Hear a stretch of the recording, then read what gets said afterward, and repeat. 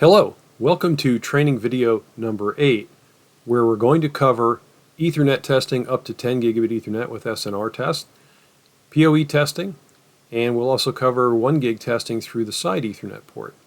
Today we're going to be using a Test Pro, but this video does apply to both Test Pro and the Network Service Assistant. And with the Network Service Assistant, you'll use the AD NSA adapter that came with it. With Test Pro, we'll be using this AD net cable adapter, which has two RJ45 ports on the top. One is a channel test port for copper certification, and the other port is our PoE and multi-gigabit Ethernet port that we're going to be using. Right now I've got my Test Pro in cable certification mode, so I'm going to click the multi-gig button to switch to the multi-gig PoE Ethernet function. I'll hit my home button to take me back to the home screen, and the first thing we're going to cover is going to be project setup. So I'll click on project just like we do for setting up a copper certification project. I'll go into project manager and I'm going to click add, and we'll just give this project a name. We'll call it training space mgig. And we'll click OK. And yes, we're going to set this as our current project. And now we need to tell it which type of profile we're going to use. In this case, it's going to be validation. You will see a validation and a network validation. Network validation will be different. This will be when we're doing network discovery, which we'll cover in a different video. For multi-gig and 1 gig, we're going to choose validation and click save. And now we'll hit our back button. And we see our project is set up. We've got the project name, we see the profile. Now we can click Edit Test Profile just like we do for a copper certification test. Now note that we've got cable settings in here, connector settings, label scheme, and operator, just like we do in a copper certification project. For changing those, please see the copper certification setup videos or the Certalite setup video that you will have on NSA. The other setting that we have here is the limit, where it says IEEE 802.3. I'm going to click on limit, and here we can set our signal to noise ratio limits, that's SNR, for 10 gig all the way down through 100 meg. Now the SNR limits will be relative when we're using the side Ethernet port and running a base T test. The 2.5, 5, and 10 gig will be relative when we're using this AD net cable adapter and the multi-gig Ethernet port. The default is 0, which is the IEEE floor for noise, and if it drops below 0, then you would have problems. You can set this limit to whatever you like. A good recommendation is 3 dB. The higher the SNR, the better, and typically for a 10 gig, the 3 dB is a good setting.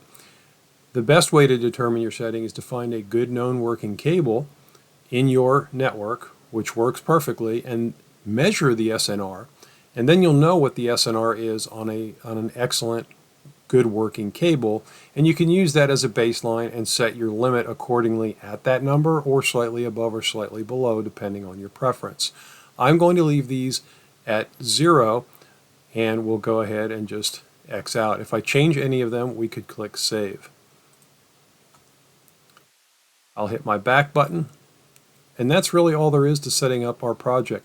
Now, just like we had in copper testing, we can also clone any project that we set up. So if you set up a template project like this, you can clone it. So I'll go back to my home screen here. We're on the home screen. Now we're ready to go ahead and start some testing.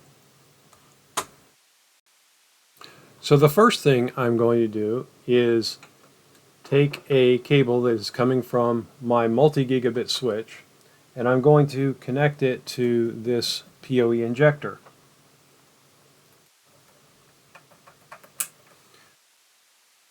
So this is so I can set up my simulation. I have a multi-gig switch running into this PoE injector, and then I'm going to come out of the PoE injector into a cabling link, and then we'll be able to test that PoE at the far end of the cabling link.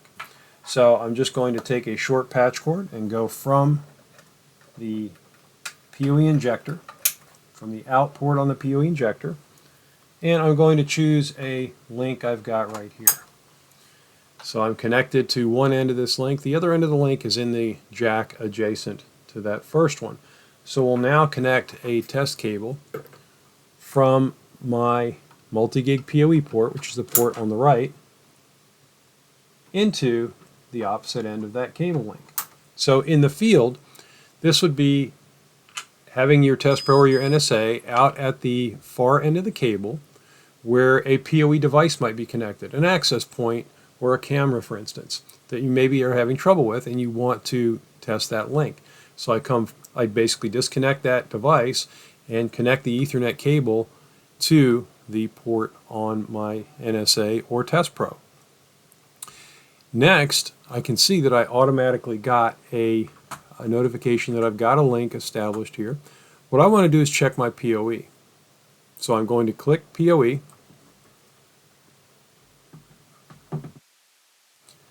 And we can choose 90 watt, 30 watt, 15 watt, or UPoE 60 watt, depending on what we're testing.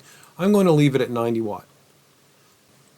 And we see we have discovered a PSE. That's the most important thing. We know we have a power source on the end, and that's our injector that I've put in here for the simulation. We can see the voltage. We see the PSE type, the PD class. I've got PoE on all 4 pairs. And I see my allocated power is 71.3 watts.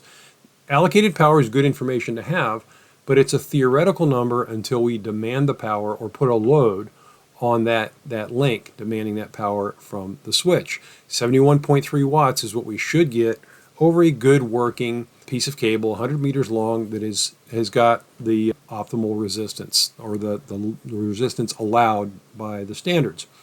So you should get 71.3 watts on a 90 watt PoE circuit over a good working cable. What we're going to do now is put a load on this. We'll just click the PoE load test button. So we're having the Test Pro or the NSA act like a PoE device and demand the power from the switch. Now note you don't see a screen displayed on this because I'm connected to my computer. So you're seeing that on the computer. It's just dark when I'm connected this way. So we see here, we've measured the voltage. There was a little bit of a voltage drop over the cable, which is expected. That's normal. Cable has resistance, so it will drop. And we note that the real power is actually 67.87 rather than 71.3. Now, in this case, I can try to increase the load. There's a plus minus button down here, and we can bump this up incrementally by 10 watts. So I want to see if I can get a little more out of it.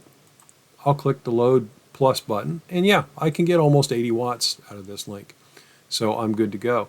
Now, an external load test is done typically not in the field. It's more of a laboratory test, but it's an extended test that allows you to run SNR and PoE over time. Now, I don't have a load connected, so we don't see the PoE load here, but we are seeing the SNR. If I had an external load connected, we would see the actual current, and we'd see real power, and we'd see the voltage with that load in place. And it would monitor this over time, and it would build a CSV file inside the tester that you could retrieve later. So that's the PoE testing part. Let's go over to the multi-gig. So we'll click on multi-gig.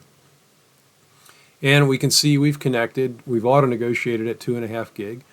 And in the project setup, which I'll go to show you another way to get to it, from within the auto test screen, we can click on project and we can edit that test profile, and we can go back into that limit. And maybe we didn't want to test 10 gig. We could uncheck that. And maybe we want to put a 3 dB SNR in here for our 5 gig. We could do that and just click save. So now we've changed that. So now when we run our auto test, we won't be running 10 gig. We'll only be running 5 and below. So we'll click auto test. And what's happening in this auto test is we're actually putting traffic on the line. We're looking at that signal. We know how strong that signal is. We're looking at the noise, and we're looking for a good SNR value. And again, you want a higher number. The higher that SNR is, the better. So we're going to run this test. At the same time we're doing that SNR test, we are also measuring PoE. We're doing a PoE load test. So that PoE load that we did for troubleshooting a moment ago, we can do as part of the auto test. So here we see we've got our 5 gig looks good. We set a limit of 3 dB. We've got 6, so we've got 3 dB of headroom. If we had an issue and we wanted to check any of these, we could actually click the View button here, and we could look at the SNR by pair. And we also see we connected fine at 1 gig and 100 meg. For SNR on these, we'll do a test through the side port. PoE, we see our voltage, our current, we see our power for our PoE, and we can click Save. And again, this test could be used as a value add for your customer. In addition to your cable certification test, you could provide this additional testing after the network is turned up.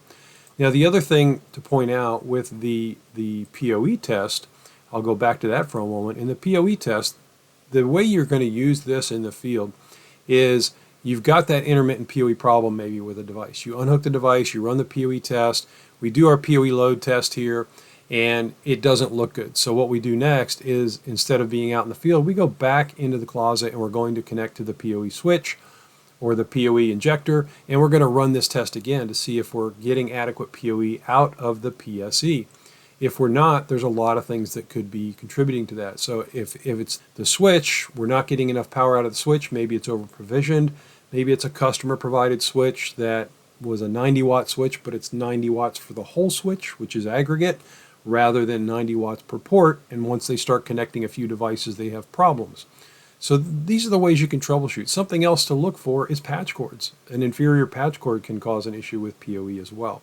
So that's where that PoE test itself comes in handy. And both this test and the multi-gig with PoE could be used for troubleshooting, but the auto test or the PoE and multi-gig that we saved that test, you can provide printed reports for your customers for that as well. So now let's go and do a base T test through the side Ethernet port. So I'm going to disconnect from here, and I'm going to disconnect from my PoE injector, and I'm just going to go to this other switch over here. This is a 1 gig switch I've got over here, and we're going to connect to the side Ethernet port on my test probe. And we're going to click this base T. And now what we're doing is we're going to run an SNR test through the side Ethernet port rather than the top. So this will be up to 1 gig. So I can go in here, and again, if I want to change my settings for my SNR values, my limits, I can go back to that project, edit that profile, go into that IEEE, and maybe I want to put 3 dB for my 1 gig as well. We can put that in here. And I'll click Save. And now I'll just go back, and we're going to go ahead and go back into our base T, and we'll just run an auto test. Now this will not do PoE. In order to do PoE measurements, you have to do that through this AD net cable adapter through the PoE multi-gig port, or if it's an NSA, it would be the AD NSA adapter, same port, the multi-gig PoE port. So we've measured this through the side port. I don't have 10 meg here. I do have 100 meg and 1 gig. I see I've got plenty of headroom on my 1 gig. And if I want to look at the details by pair, I just click Details here, and I can see each of these individual pairs and what their signal to noise ratio is. And again, the higher that number, the better. So we'll just click Save here, just like we would with any of our other test results. So that's how we do the project setup and test for multi-gig, PoE, and base T.